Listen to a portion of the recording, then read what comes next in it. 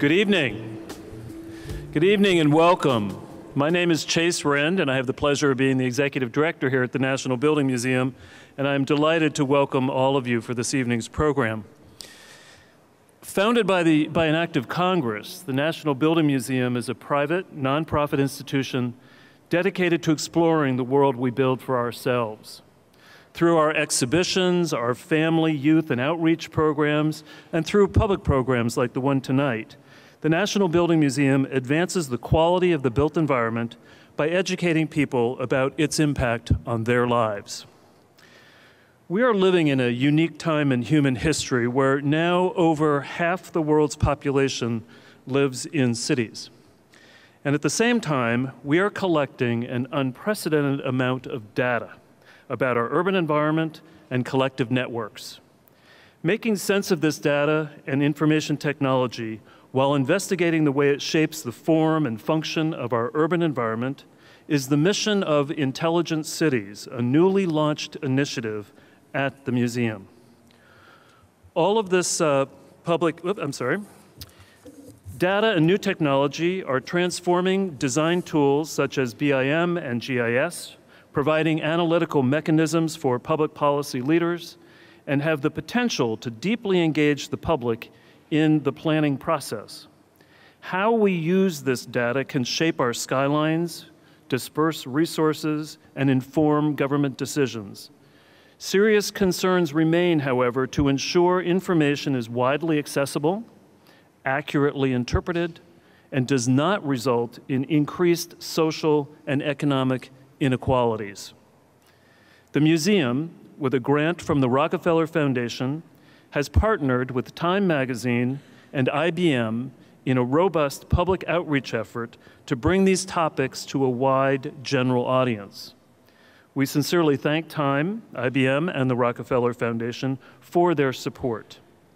As part of this outreach, we are creating a series of full-page infographics published in Time Magazine that present provocative links between the built society and emerging societal trends.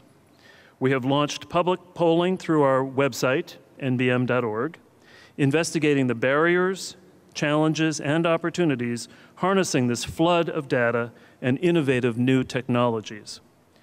We encourage you, all of you, to go to our website to take our polls, engage with our original infographics, and read essays about our homes, our neighborhoods, and our communities.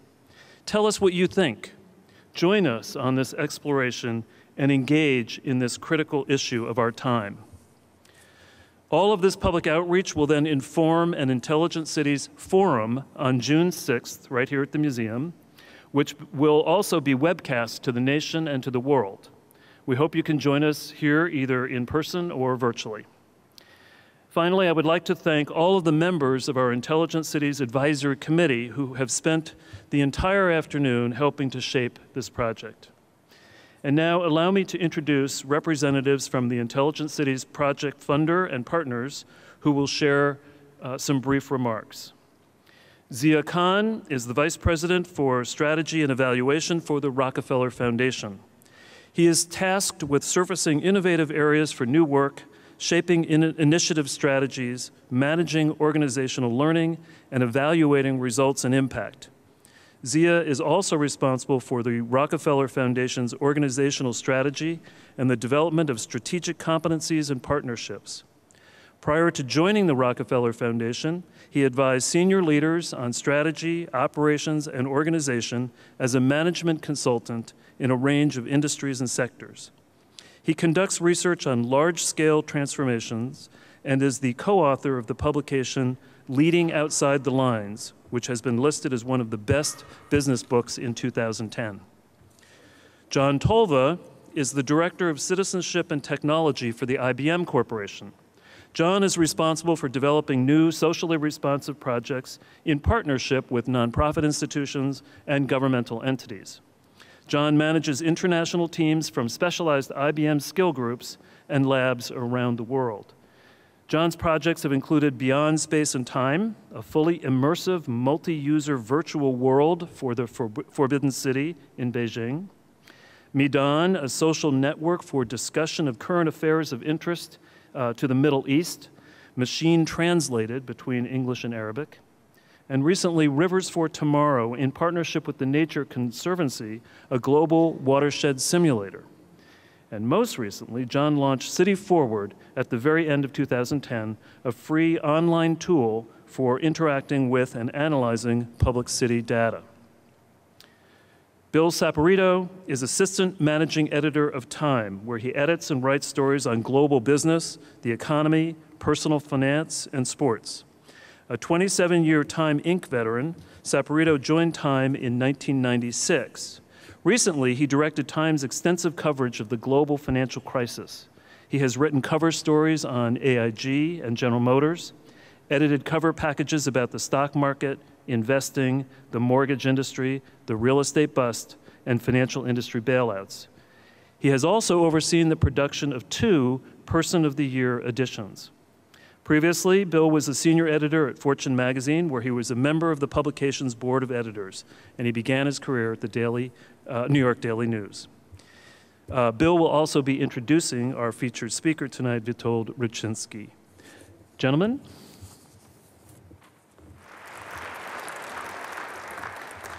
Thank you, Chase. And first, let me just say thank you to Chase and his wonderful team at the National Building Museum for structuring such a fascinating discussion today and providing this amazing space for today's lecture. So at the Rockefeller Foundation, we've been interested in cities for a while, mostly because our mission for the past 90 years has been around helping improve the well-being of people throughout the world. And in today's globalization context, that mission translates into 2 primary strategic objectives of ours. For the poor and vulnerable, we aim to first enhance their resilience to some of the shocks and risks that happen with globalization, and also secondly, to promote the growth with equity and help them tap into the opportunities that globalization provides. So with a growing trend of urbanization and more people moving to cities, we naturally have an interest in the cities and the role that they play in helping improve the well-being of the poor and vulnerable there.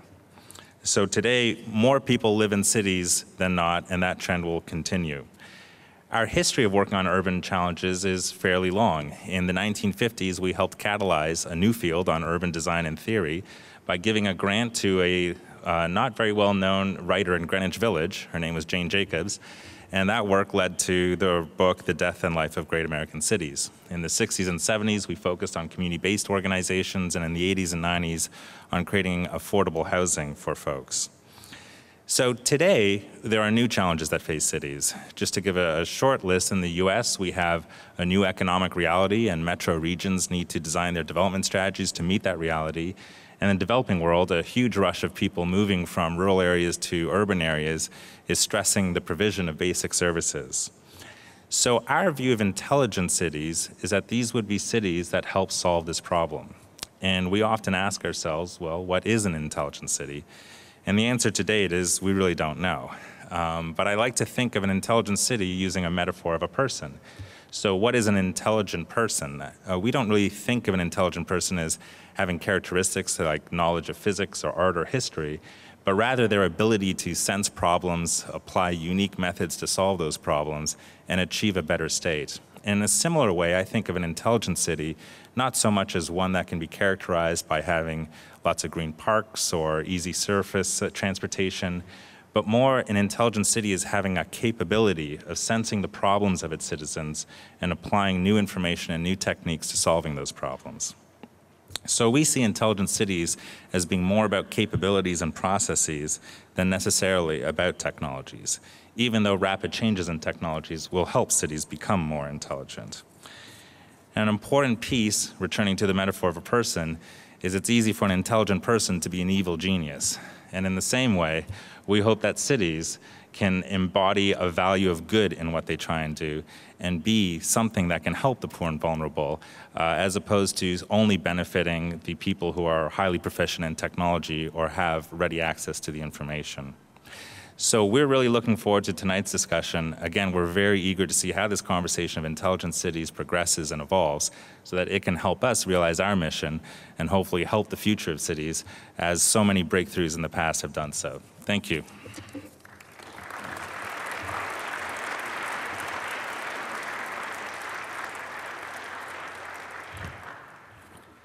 Hi, I'm John Tolva. Thank you, Chase, and thanks to everyone at the National Building Museum for undertaking such important work in the Intelligent Cities Initiative. It's an honor to represent IBM here tonight in the company of such distinguished thinkers, planners, designers, and makers. I first met the museum team in October of 2009. It didn't take long to realize that I was in the presence of an organization that understands the scope and the nuance of the complex interconnected systems that we call our cities. And that, of course, is why IBM is so pleased to support the Intelligent Cities Initiative. Now, it's been said twice already that city dwellers now represent more than 50% of the planet's population, the first time in human history. We're an urban planet, period. But did you know that research firm Gartner notes that by the end of next year, 20% of the non-video data on the internet will come not from people, but from sensors in the environment, mostly in cities? Now, if that's too nerdy for you, let me put it a different way. If Gartner's right, for every 4 text messages that a city pedestrian sends, the sidewalk she's walking on is sending the equivalent of 1 text's worth of data, reporting on pedestrian volumes, cracks in the pavement, icy conditions, whatever. The city is becoming part of the internet. This is happening already, of course. Our cities are increasingly instrumented. Nearly everything today can be sensed and measured. There are billions of processors embedded in everything from structural girders to running shoes. Not to say anything of the millions of people updating, tweeting, and texting a kind of pointillist tableau of city life. And yet this information architecture is hardly planned in the way that we traditionally refer to urban planning. The National Building Museum's Intelligent Cities Initiative comes at precisely the right time. We have an opportunity to highlight the best work that is being done in the field of networked urbanism. We have the beginnings of a new discipline that seeks to ensure that our digital infrastructure does not repeat the mistakes of our physical infrastructure. And lastly, we have the tools, the analytics, and the computational resources to better design and manage the city while empowering the citizens that make it so vital. Now, IBM's Smarter Planet and Smarter Cities focus is directly aligned with these goals. We believe that an instrumented built environment filled with interconnected citizens will give rise to intelligent cities. But we need the leadership of the people in this room and the participation of the public we seek to educate with the Intelligent Cities Initiative in order to make this a reality.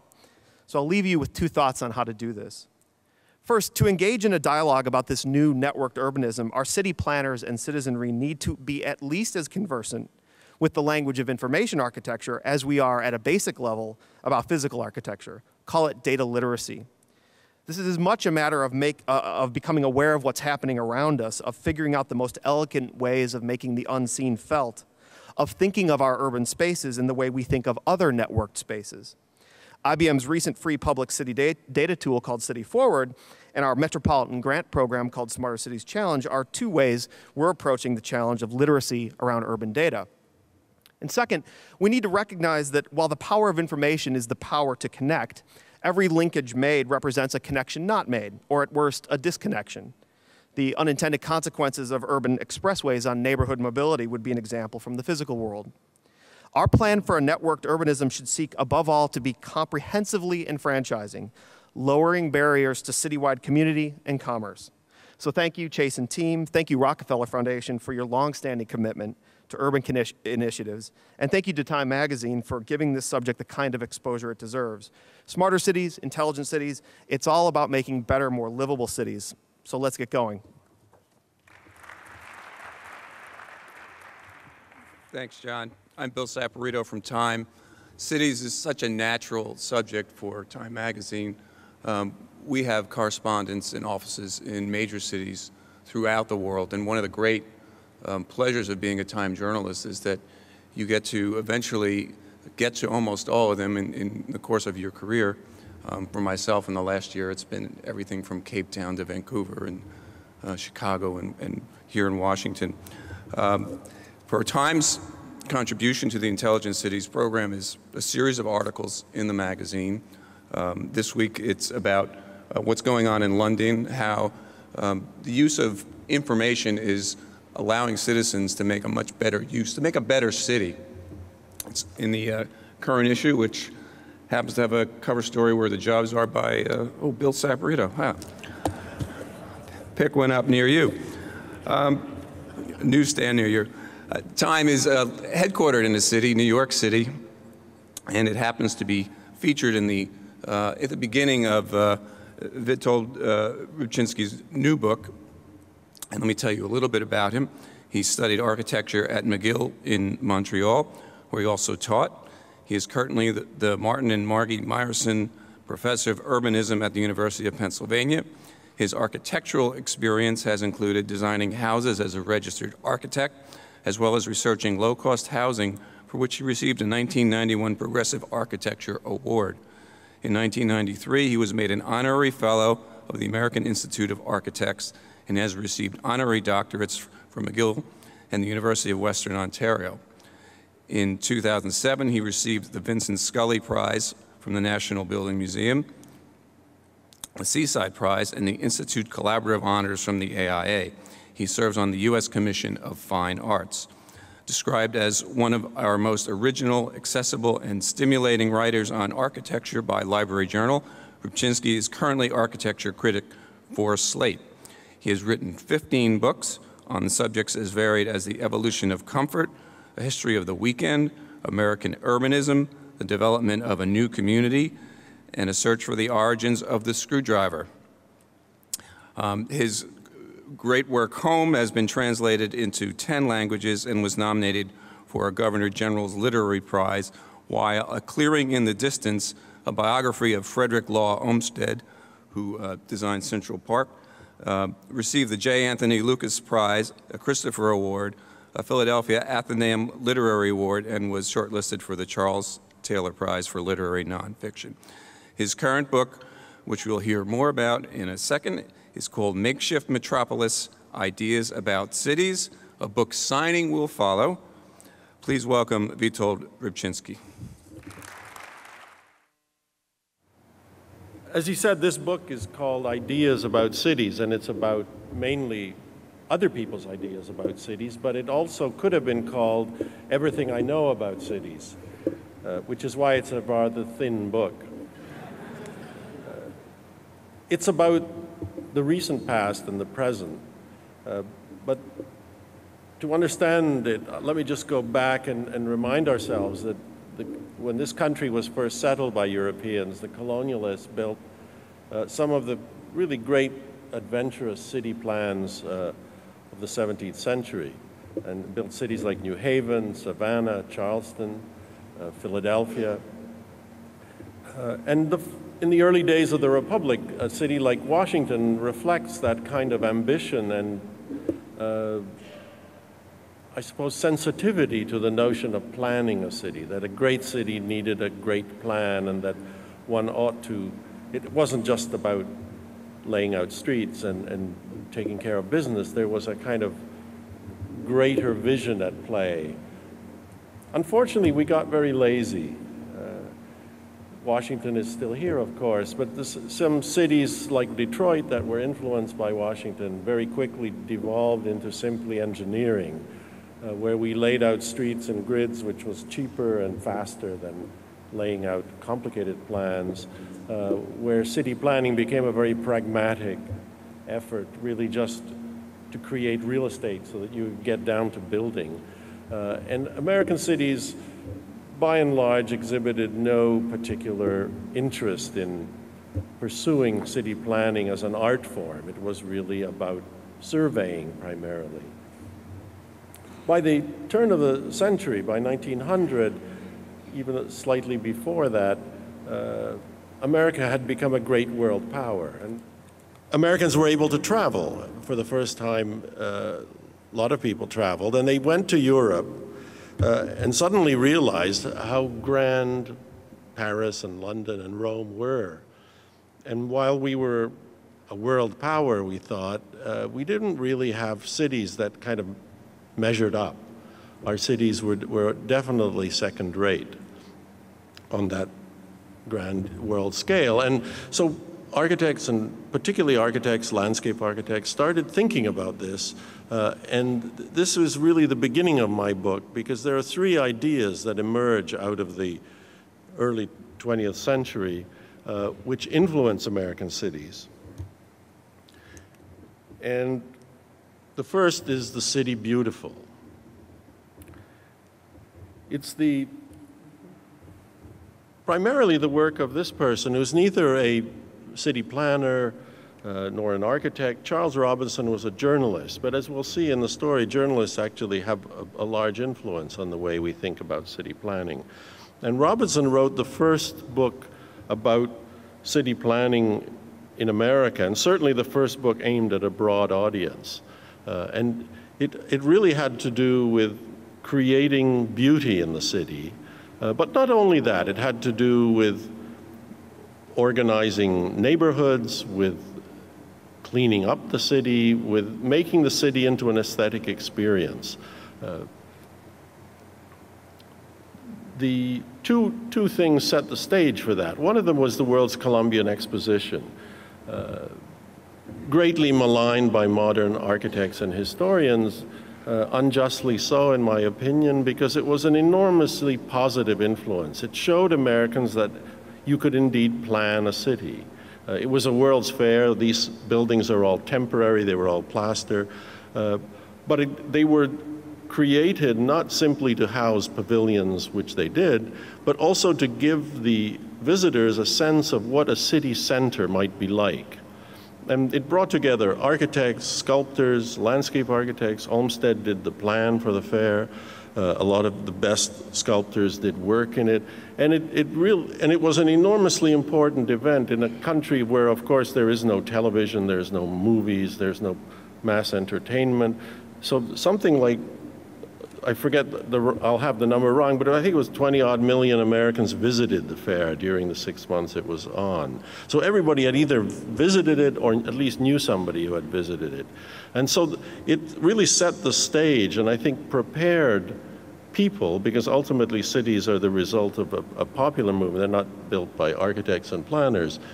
They come out of a desire on the part of the population. The other thing that prepared Americans was the Senate Park Commission plan for Washington, D.C., the so-called Macmillan Plan, which was, again, a special case. It had to do partly with reviving L'Enfant's plan, but largely with turning Washington, which had laid out streets as L'Enfant planned, but which really had kind of abandoned a lot of his ideas. The mall virtually didn't exist. It was simply a big open, muddy space. And the Macmillan Commission had to do with creating a grand, which in 1900 meant a sort of grand Baroque plan, locating new monuments and so on. So this really sets the stage for the City Beautiful movement. Another important influence was Burnham's plan of Chicago, which was the first comprehensive plan for a large American city, which looked not only at the center of the city, but at really the whole region around Chicago, and it looked at transportation and many, many technical issues.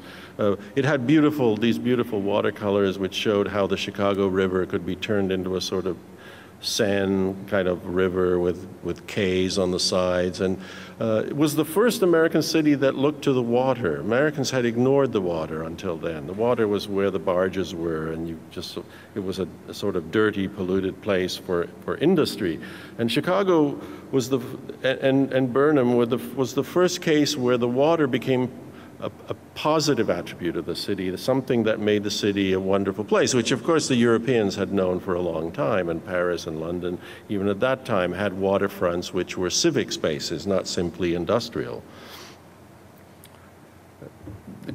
Some of the greatest achievements of the City Beautiful movement, which lasts roughly from 1900 to 1930, until the Depression, was the architecture, because Robinson didn't stress architecture. He wasn't an architect. He wasn't interested particularly in the classical style.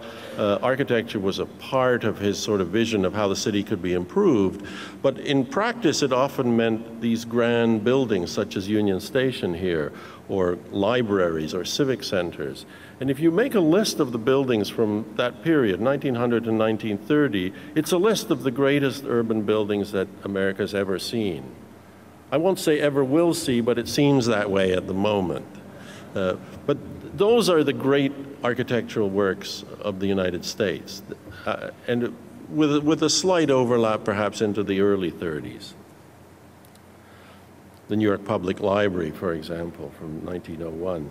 I would argue that even Rockefeller Center is really the end of the City Beautiful movement. For although the style is Art Deco, the notion of dealing with the city in an artistic way rather than in a functional way is very much a result of the City Beautiful movement. Of course, the Depression, the Second World War, and then finally the arrival of modernism really put a stop to it. And as I said, the City Beautiful movement has become either ignored or given a sort of bad name, probably out of fear on the part of modernists, because it was such a powerful, positive influence on American cities. City Beautiful movement even lasts into the 30s. This is a plan of the mall as it was actually executed from Frederick Law Olmsted Jr.'s office, and it's 1939, and it has already the Lincoln Memorial, the Basin, the Jefferson. So this is pretty much as it was being carried out at that time. So even until that period, you have this influence. And it's really the Second World War and that long hiatus by which time people like Olmsted had retired, and you had a completely new generation of architects and planners coming in. The second idea that comes into the early 20th century is the idea of the garden city, and it's the work of Ebenezer Howard, who was, of course, British, but the idea is very much influenced by America, because Howard was a court stenographer who emigrated to America to become a farmer. I don't think he knew anything about farming, because he picked Nebraska as a place to set up his farm, and it took one winter to finish him off. And he ended up in Chicago working to get passage back to London.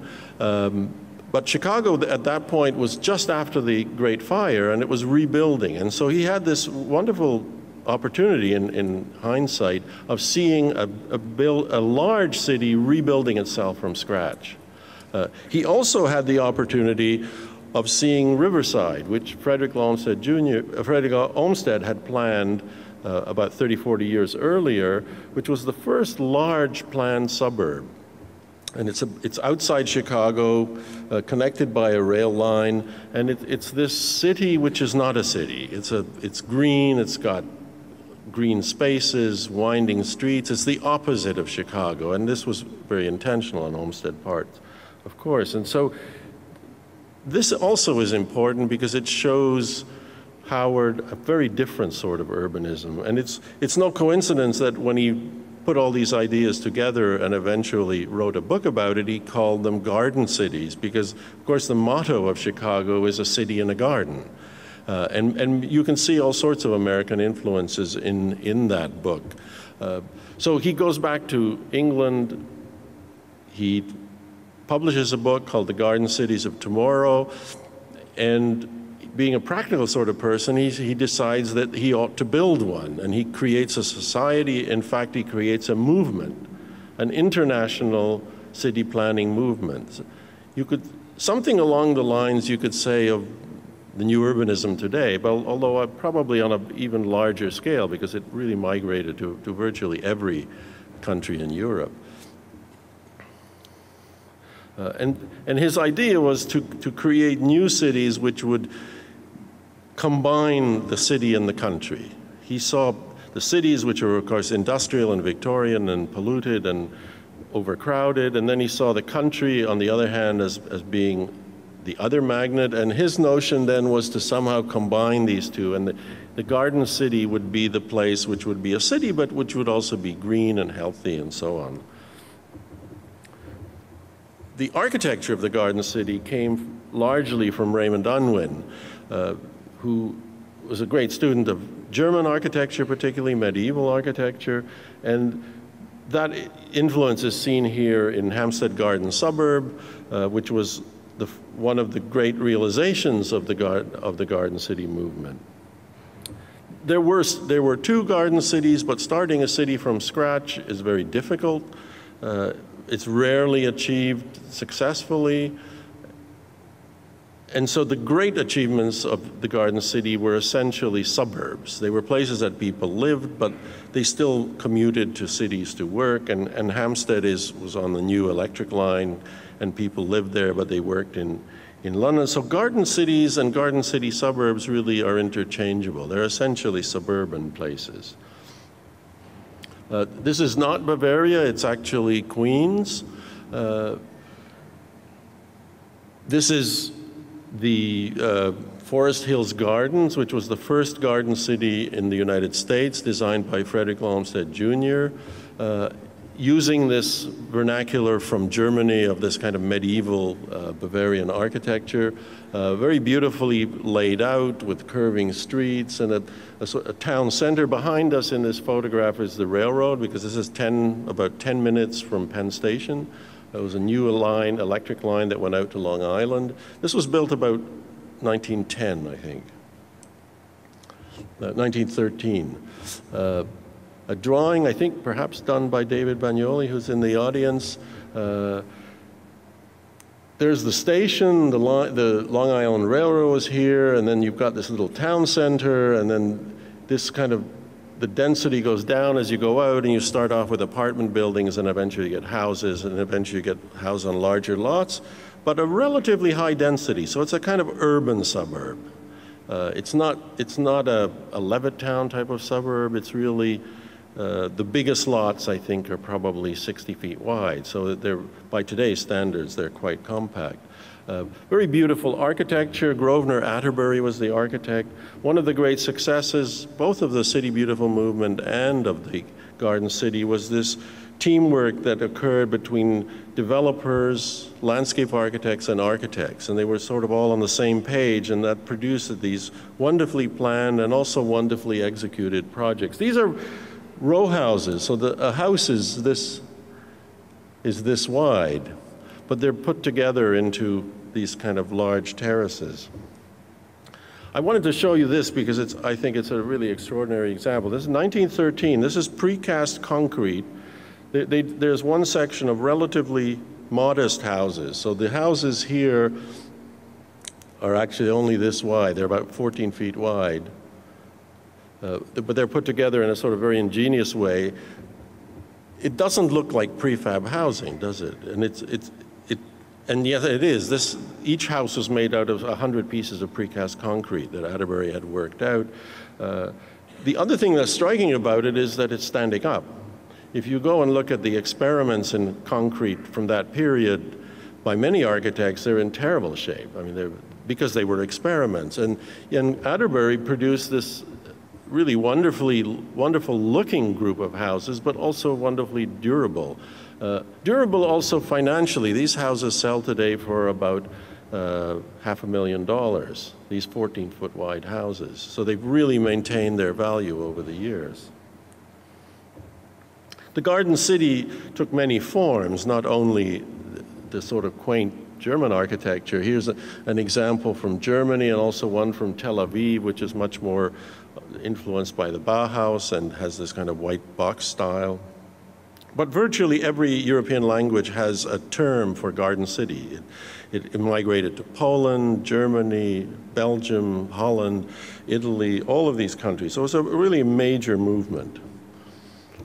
Lewis Mumford was instrumental in promoting the Garden City in America and both wrote about it and actually lived in one of the projects in New York City, whose name escapes me at the moment. The third idea is the Radiant City, which of course comes from Le Corbusier and represents a very radical rethinking of the city. To begin with, getting rid of all the streets, locating the buildings in sort of parkland. Instead of taking the city sort of out into the country, it's like bringing the country into the city and creating a very different sort of environment. In the Intelligent Cities project, one should keep an eye on this, I think, because one of my great fears is that we'll get really excited about remaking the city and we'll convince ourselves we have to reinvent the wheel. that cities are not good enough, that they have to be better, that Paris and London and Rome really aren't as what we need, and that will produce probably not this, but the equivalent of this. And reinventing the wheel of something as beautifully complex as a city is a very tricky thing to do, as you'll see. This was his project for the center of Paris, where the business center would be replaced by these large towers. The low buildings are residential, and then a few sort of areas, squares, and civic monuments are maintained, but essentially Paris is really radically transformed. Americans were very impressed by this. We love novelty in this country. We love the new. And particularly after the Second World War, we were convinced, A, that we had won the war after all, and we could do anything.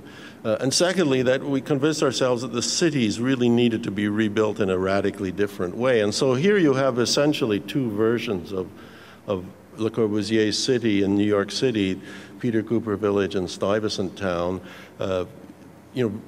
very radically different from the sort of architecture that had previously been built in New York. We had a homegrown idea, of course, as well, and that was Frank Lloyd Wright's idea of Broadacre City. Unlike the previous visionaries, Wright, I think, at least always claimed that he wasn't really inventing anything, that he was looking at what was happening. And what was happening, what he saw was happening, was that Americans were becoming very mobile.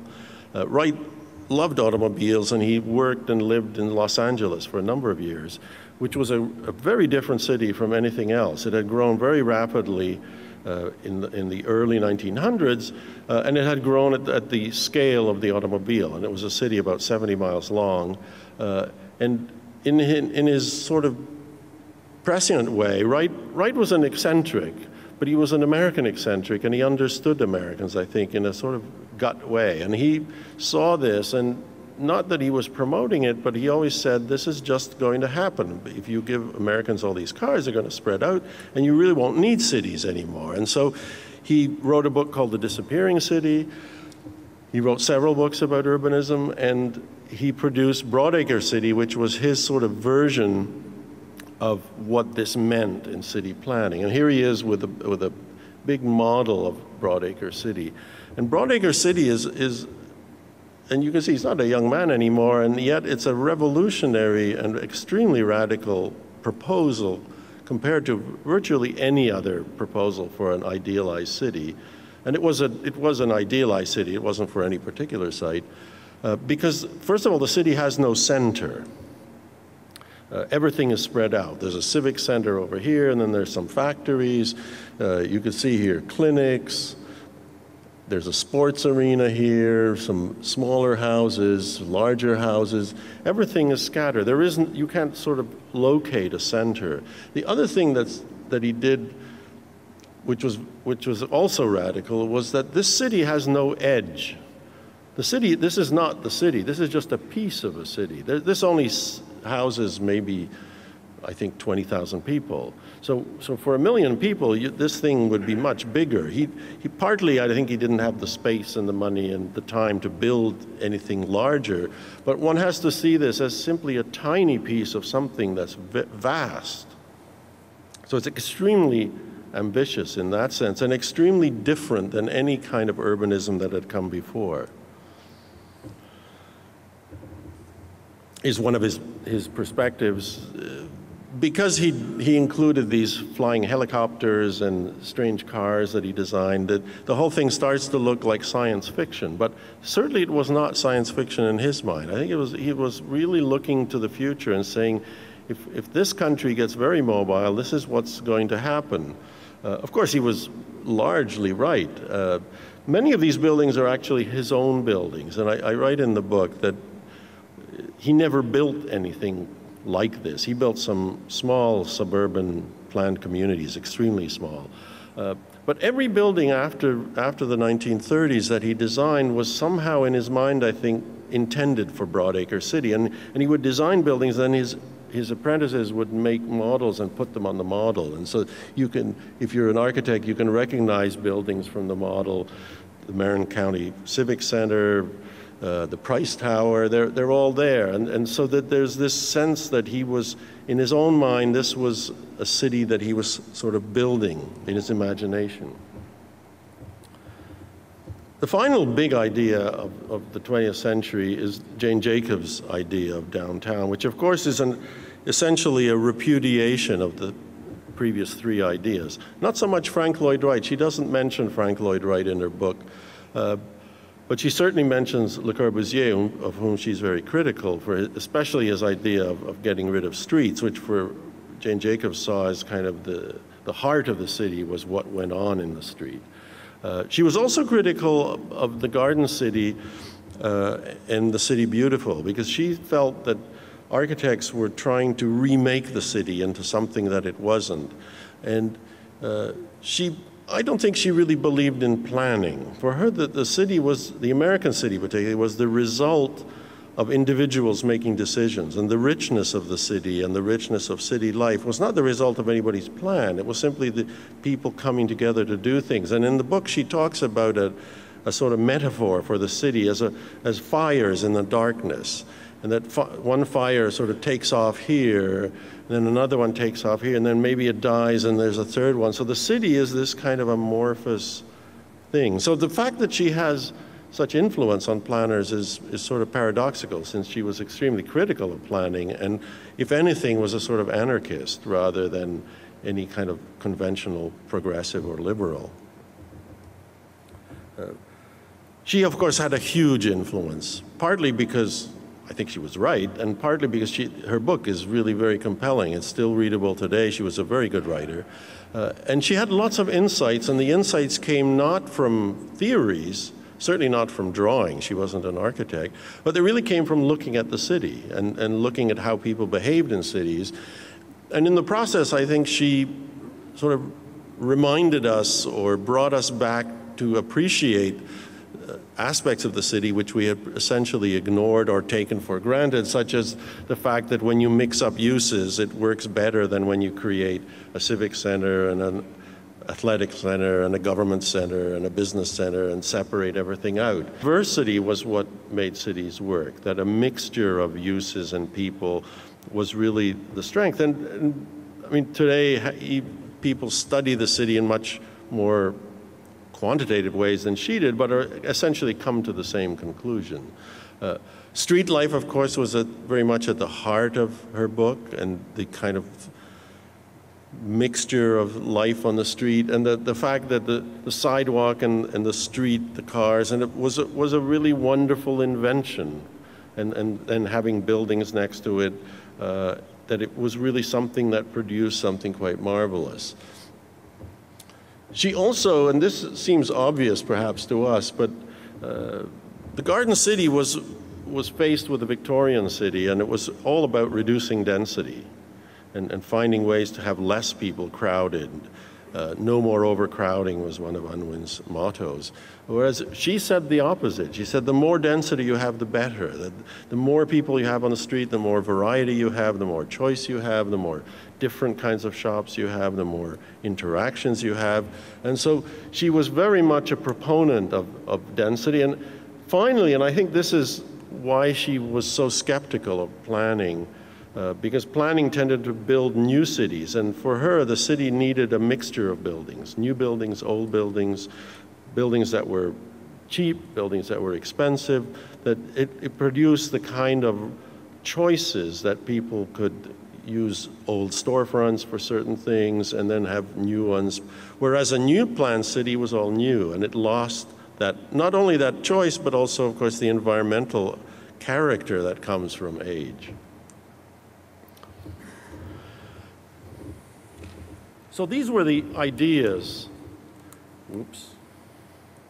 These are the ideas that I think really influence the way we think about city planning. And one of the great city planners of that period was Frederick Lomstead Jr., who was a landscape architect but also a city planner, and who really combines sort of City Beautiful and Garden City in one person, and is very, very influential. In some ways more influential than his father. Certainly he was more well known than his father when he died. In 1918, I came across this quote from Olmsted Jr. And this is after he's done many city plans for New Haven, or many other cities, and he's been involved quite a lot in planning. And he's getting very discouraged because he does these plans, they hire him, he does the plan, and then there's no follow through. The politicians change, something happens, somebody doesn't like the plan or doesn't like some aspect of it, and they all sort of fall by the wayside. And he was quite disappointed at this point. And I think one of the reasons he was disappointed was that ideas in city planning are important, but ultimately it's demand that creates American cities, not ideas. And the reason is simple. A, we're a democracy. If we had a king or a pope or a prince who could simply lay out boulevards and make big decisions, it would be different. But our cities are, in fact, the result of demand by individuals. The other thing, which is easy to forget if you live here, this is a very big country. I originally come from Canada. Canada has two big cities. It's always had two big cities. I mean, now Toronto's a bit bigger than Montreal. When I was growing up, Montreal was a bit bigger than Toronto. But those are still the two main cities, and the third one is Vancouver, but that's a lot smaller and a lot less important. That hasn't changed. In that same period of time, in 100 years, it hasn't changed. In that same period of time, you have Houston going from almost nothing to the third or fourth largest city in the country. You have LA becoming a major global city. You have Philadelphia, which was a very important city, now I think number 6 after Phoenix, and somebody else, which is I slipped out of my mind. So because it's a large country with many cities, the batting order keeps changing. People don't like cold, so they move south.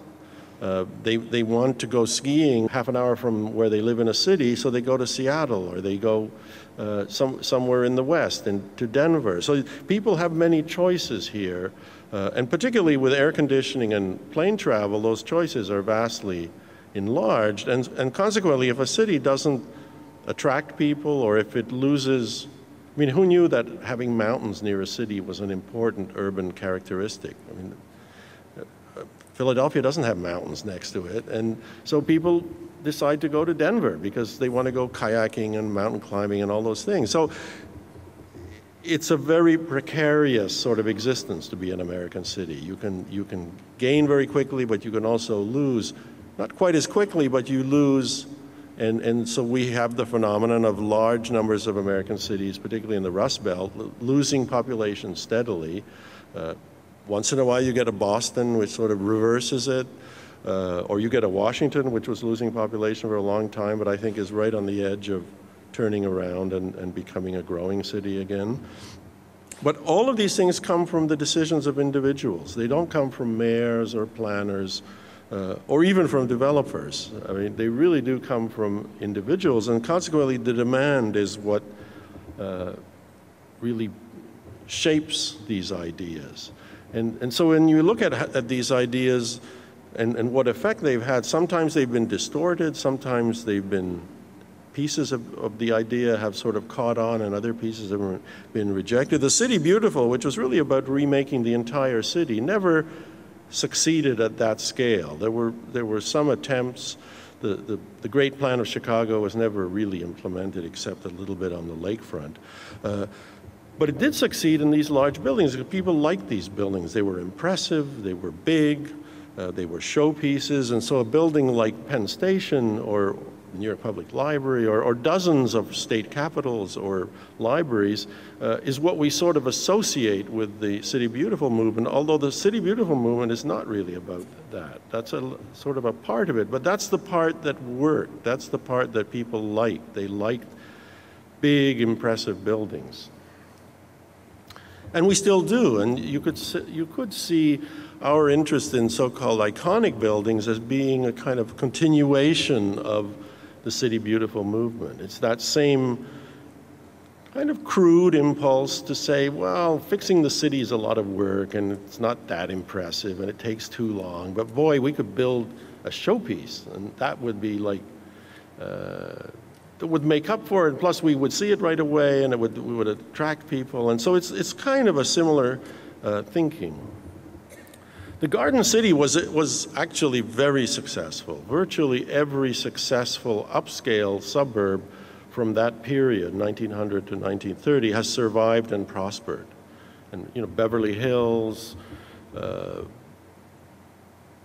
Chestnut Hill, where I live, all of these in Philadelphia, all of these planned suburbs from that period, the Garden City period, have been very successful. The architecture is high quality, the planning is intelligent, there's lots of greenery, and people still like that. The son of the Garden City is really the new urbanism movement. And so here's a project in Orlando. There are many projects and many suburban projects which really take the Garden City idea and then adapt it to modern life. The houses are bigger, usually more cheaply built. They have to accommodate cars, so there's a big issue of where do you put 3 cars. But many of the qualities of greenness and slightly higher density and a kind of feeling of community, I think, are very much inherited from that period. It's very easy to criticize the Ville radieuse, as Jane Jacobs did, and God knows it had awfully bad effects, particularly on public housing.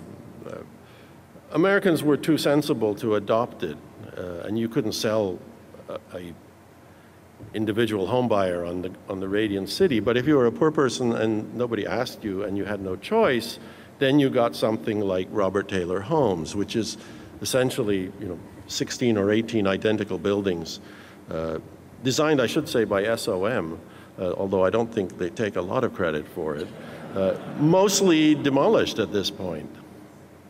However, if you look at what's happening today, say in New York, and you see a building like Bob Stern's building on Central Park or Richard Meyer's building on the Hudson, in some ways it's a vindication of the Ville radieuse, because these are very much buildings in the park or next to the water. They're tall buildings with very expansive views of greenery or of water, and they proved to be very attractive to people.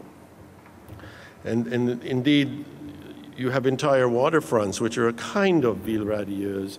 Of course, it's not for poor people. You have to have doormen and expensive apartments. So again, it's not so much what Corbusier imagined or taught, but it's a kind of adaptation of this idea that living up in the air, if you have something nice to look at, is actually pretty nice. Lewis Mumford had a wonderful quote about the Ville radieuse, because he said, too often buildings in the park turn out to be buildings in a parking lot. And that indeed was true. And of course, looking at a parking lot is not as wonderful as looking at Lake Ontario. There's not much to say about Broadacre City. As I said, Wright was right. There's no question about it. And his idea that this would you would just unroll this kind of uncentered urbanism that would just go on forever until it hit a mountain or a river or something, and it would stop and then it would start again, is very much the kind of urbanism that we see in the metropolitan area. It's mass-produced, which you would have hated. It has none of the sensitivity, I think, which he brought to it. And of course, it isn't about self-sufficient farmers. It's about people with gardens who work somewhere else and commute. And he never saw, as I think nobody did, the effects of the automobile. If we all started driving automobile, what effects it would have on the environment, or the fact that it would take more time to commute and so on. Jane Jacobs, as I said, had a huge influence on planners, on architects. I think in one thing which she wouldn't have expected is that largely her book is about Greenwich Village, and certainly the lessons she draws from urbanism are about Greenwich Villages, which is where she lived. And the problem is there aren't that many Greenwich Villages. There aren't that many American cities that have these beautiful mixtures of architecture, density, employment. And so the Greenwich villages or the Georgetowns or the Alexandrias or the Society Hills of American cities became extremely in demand because her book convinced us that this was the way to live. And so the people who had the money moved into those places. The rest of us, of course, couldn't. So this clearly was not what she intended, and she didn't see exclusivity. She lived in a time when Greenwich Village was really not a desirable place to live, but it wasn't a desired place to live, and so exclusivity was certainly the farthest thing from her mind, but in fact that's what happened. And you could argue that you get entire cities, like Jacobite cities like San Francisco, which become, where the whole city becomes a very expensive place to live, or Lower Manhattan. The other influence that is interesting from Jane Jacobs is that Jane Jacobs has nothing to say about developers. I don't know why, whether she just felt that they were extraneous or she just wasn't interested in development. So developers are not a part of her story, but developers obviously read her book because they got this idea that density and crowded sidewalks and streets and so on were a good thing. They were also cheaper, which was, of course, developers always keep an eye on how much things cost. And here's a picture from Reston Town Center, which is an attempt to rebuild from scratch a kind of Jacobite streetscape with mixtures of offices, shops, residential, with cars on the street and sidewalks and no malls, no enclosed sort of places, all the shops open onto the street. I imagine she would have hated it, but it is very much, how can you adapt this? How can those of us who can't afford Greenwich Village or Georgetown live somewhere? And I think that's what we see here, or on a smaller scale in Stapleton, Denver, where you have, much lower buildings, but it's the same notion that city life, street life can be vibrant, that having more density is better, that having people on the street is a good thing. So her influence sort of ripples out into an area which she probably wasn't certainly not intended to, and probably wasn't particularly interested in. In our meeting today, somebody asked, pointed out that the great cities of the world were not particularly American cities. The great sort of exemplary cities of the world were, Paris, London, other places, and sort of, where were we? And I, as I told you, I think we started in colonial period with a very sort of high-minded goal. We kind of slipped down and just churned out endless grids for about 100 years. We had this great surge of optimism and ambition with the City Beautiful movement. Then we had the Depression, the Second World War, where it kind of stops everything in American cities. And then we have the disaster of urban renewal and modernism, which lasts about 20, 30 years. So I think over the last 30 years, we've been kind of putting it back together. It's not a great period. I don't think historically it's going to be seen as one of the great periods. We're not the City Beautiful movement. We haven't created that kind of beauty. But we have learned. We sort of went back and studied cities and tore down all the horrible stuff that our fathers did in the 50s and 60s.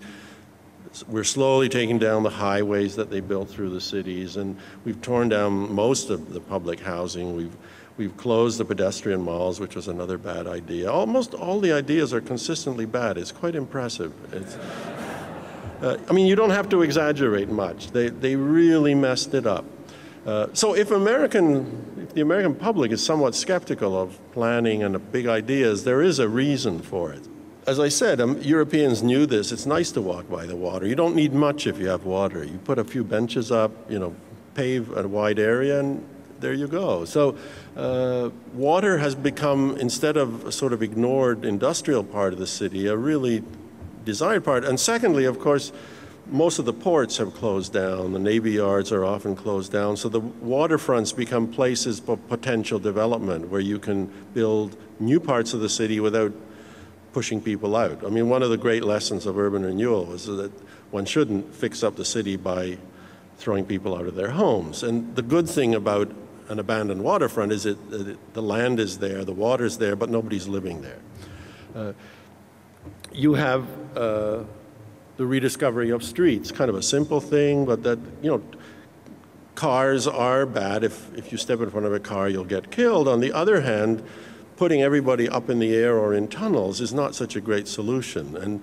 And the traditional solution of streets with sidewalks and traffic lights and ways of maybe slowing down the traffic a bit are fine. You don't need to change that. In fact, it works better in terms of commerce, in terms of liveliness, and so on. Another interesting sort of rediscovery, if you read the literature on city planning from the 50s and 60s, there's nothing about parks at all. Parks are a kind of Victorian, leftover, old-fashioned, sort of like bandstands or gazebos. They're not considered part of the planner's vocabulary. And there's been a real renaissance in park building. So we don't build them as big as Olmsted built them, but almost every American city, including this one, has parks. I mean, you put two together, you have a park on the river in Georgetown. So you've got two for one. But almost every American city is adding parkland and substantial amounts of parks. And of course, it also has to do with the fact that we like outdoors, we like activity, we're more interested in the environment and nature and so on. But it's a really integral part of city planning today. I can't read this. Some of the best plans today are infill plans. We've learned that rather than clearing out blocks and blocks and starting over, it's much better to infill. And it's a kind of very modest, it's not a great vision of urban living, but it's a lot better than destroying things and getting, especially if one architect designs too much, it's never good. It's much better to have this sort of piecemeal approach. I mentioned density. We've also learned that density is a good thing, and that if we can promote more density, we'll get more street life and we'll get more amenities and so on.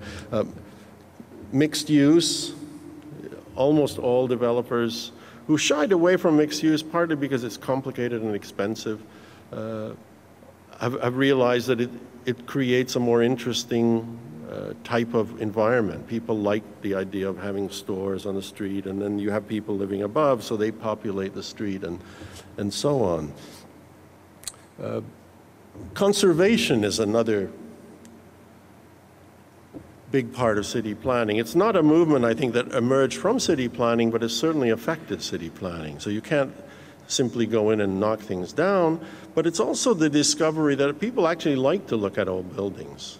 You can't replicate age, and that the public will actually, if you're a developer, will pay you more if you have an old building next to your new building. And so there's a sort of happy kind of coincidence of interests here. And again, many projects that are successful today are the ones that are able to save buildings and combine them with new construction. Finally, for better or worse, we're a low culture. We love to buy stuff. And shopping is a big part of all these new types of urban development. If you look at urban development from the 60s, it's like only housing. And you've got huge public housing projects with no shops at all, not one. And Jane Jacobs, for instance, was very critical of that, because obviously you come down 10 floors and there's nothing there. You have to go somewhere quite far to buy anything. So we've learned that you integrate shopping everywhere, and you don't put it in shopping malls where it's sort of isolated. You just work it into these other projects. I wanted to show two projects that sort of demonstrate this, and one is here in Washington, the Yards. This was originally planned by Robert Stern Architects. The park opened the end of last year. It's a Navy Yard, so it's a Navy Yard, part of which was decommissioned, the part here. And so you've got old Navy buildings that get restored. You've got high density because it's the 10-story limit, and you've got essentially 10-story buildings throughout. It's mixed use, so most of the ground level is retail, and then you have either offices or residential above, depending largely, I think, on the market. It's very much about infill because this is a piece of the city which was this Navy Yard, so it's knitted back into the city because there are streets that are in some cases recreated. The Navy Yard, of course, was essentially the military, and so they closed the streets and built the buildings, and the developers have reopened these streets and essentially continued the grid into the site to tie it back in. It's got, it's got a park, of course the river is there, so it has all these sort of ingredients that I mentioned in microcosm. The other project which is currently underway is Brooklyn Bridge Park, which of course is a park and it is on the river, but which also has a number of uses, other uses. There are residential buildings, there's a hotel here, there's residential buildings here, which have to do with taking part of the park site and then raising money to pay for the upkeep of the park. But most of the park is on what were originally piers and which have been converted into different kind of uses. So there's hard surface playing fields, there's green areas, there's kayaking basins. So it's a very great variety of activities, but very much knitted back into Brooklyn and connected through Brooklyn in a couple of places.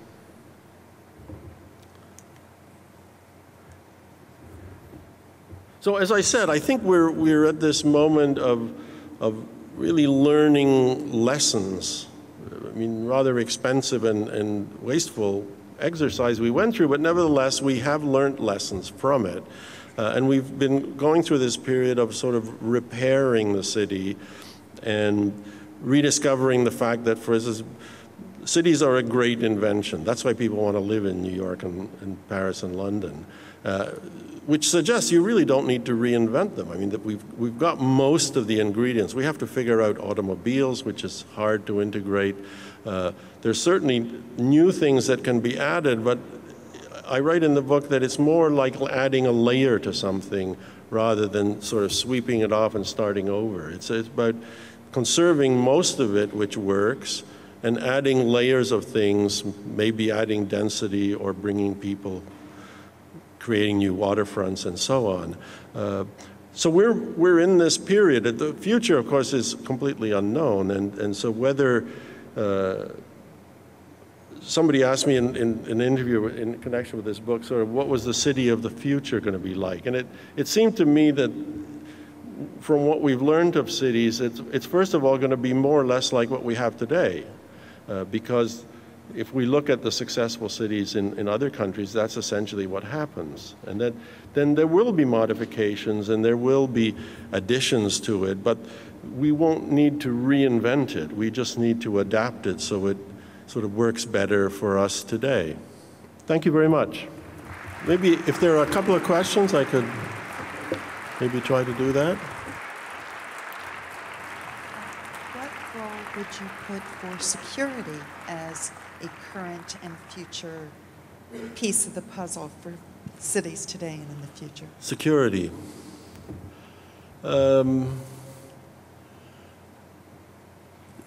Mumford was very critical of Jane Jacobs. Well, he was critical for a number of reasons, because he befriended her, helped her, and then from his point of view, she stabbed him in the back by being very critical of him. So, but he did make, I think, a valid criticism, which was that simply density was not going to solve security problems. Jane Jacobs mentions that, for instance, a lower density city like Los Angeles, which happened to be having some crime problems at the time, was obviously the result of low density, and New York was much better because it was high density. And this was just before, because the crime wave broke out in New York. So clearly, density alone is not going to solve security. And Oscar Newman then later did all these studies of how it wasn't only density, but the kind of space that people were in that would affect crime. I don't really have any particular insight. I mean, I think cities can probably make crime worse. I mean, I think we know that if poor people are living in tall buildings that are not well maintained and which are cheaply built to begin with, it doesn't promote a sort of strong sense of community and so on. But I think crime is crime. It has to do with policing, it has to do with income disparity and many other things. I think it sometimes has to do with urban design, but I think not so much. I think the lesson of Jane Jacobs for me was more in the quality of life that she promoted, or I should say that what she promoted created a higher quality of life. I don't feel it had so much to do with security as she argued.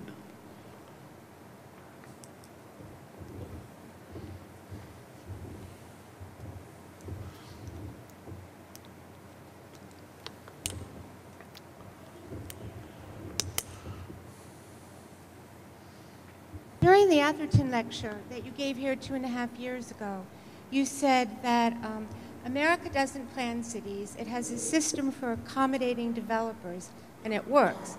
Now, I heard you say today again that America doesn't plan cities, but I didn't really hear you reference the system that you said 2.5 years ago accommodates developers. And so I'm very curious to know, did you mean beyond just the grid? Is there another system beyond just the grid?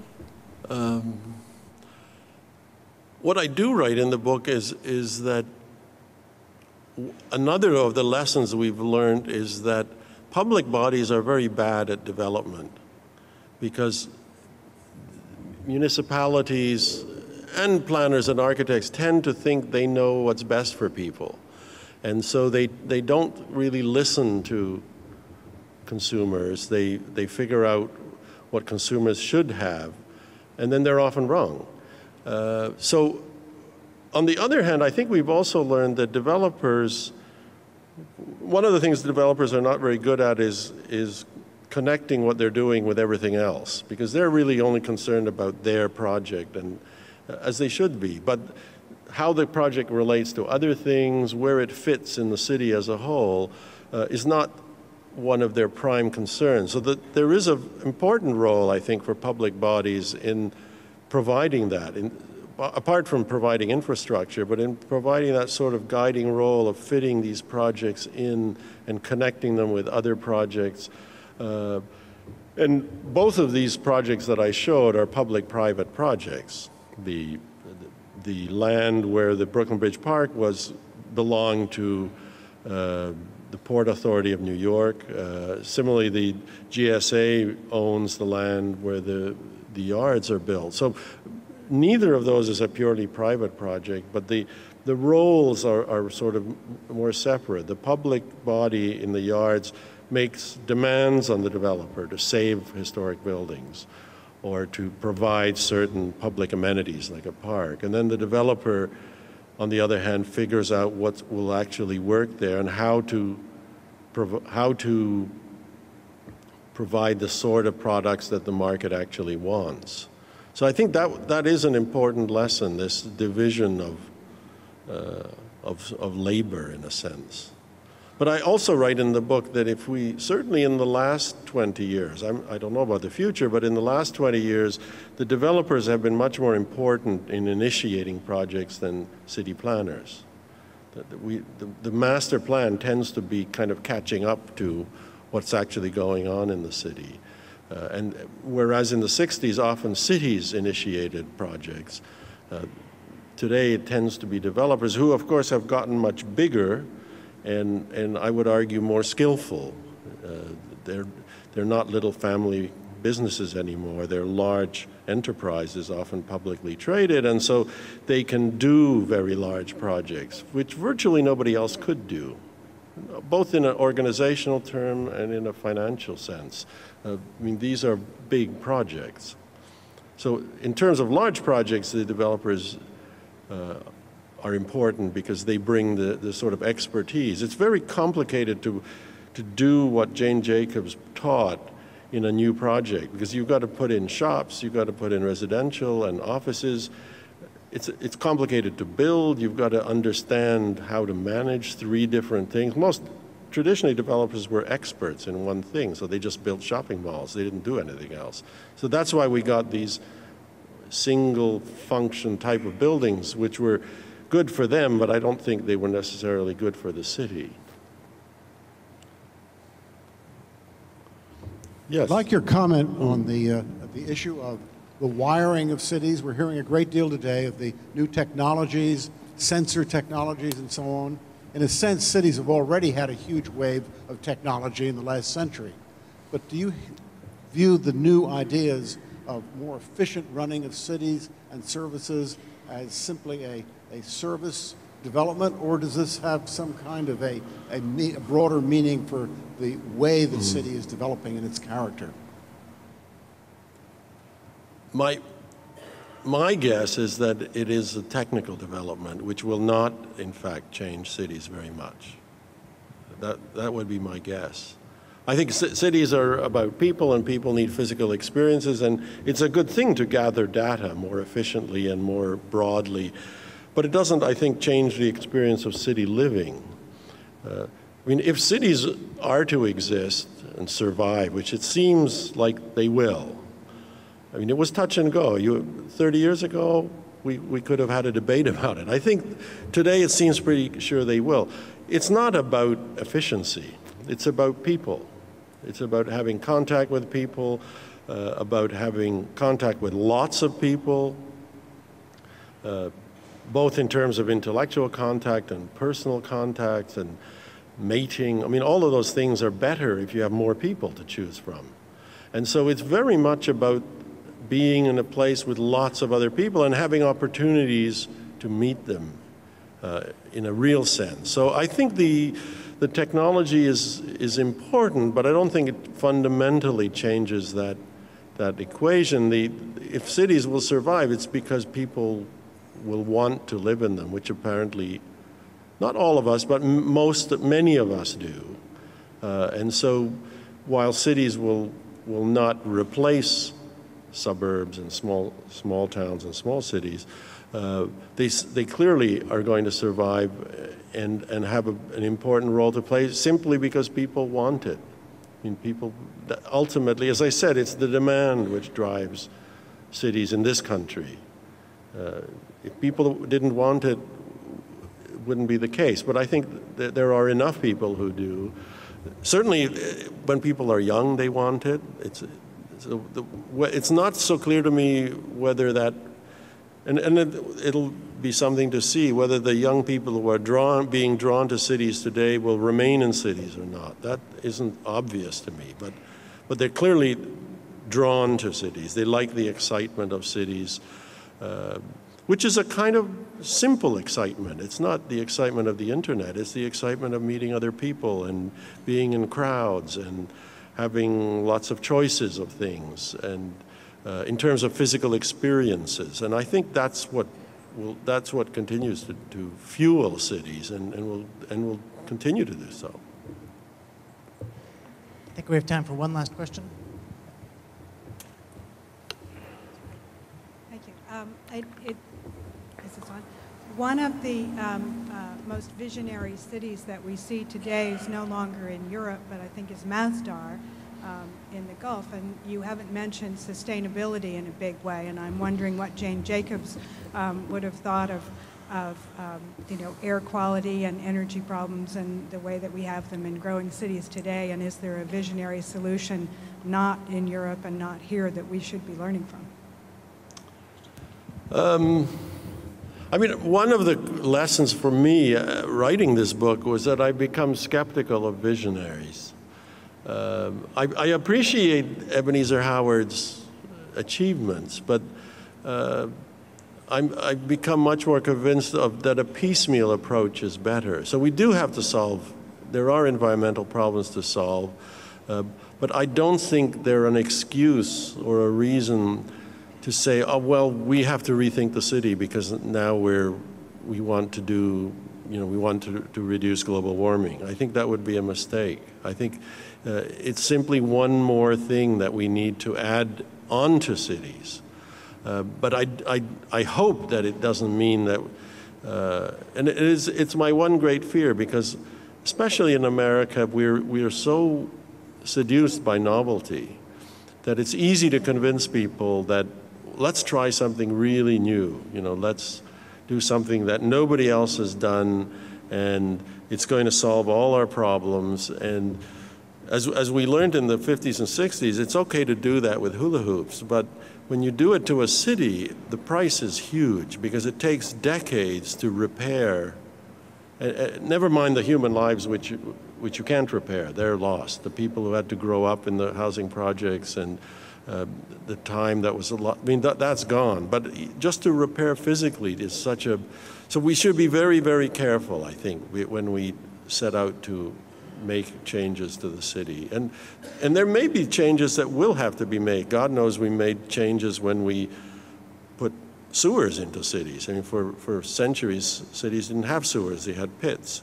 And the sewers created a lot of disruption. I mean, houses had to be torn down, but in hindsight, it's pretty clear that that was a decision that had to be made. So drastic things may have to be done. It isn't out of the question, but one should be really, I think, conservative about undertaking them. Again, based on our last experience. Well, thank you very much.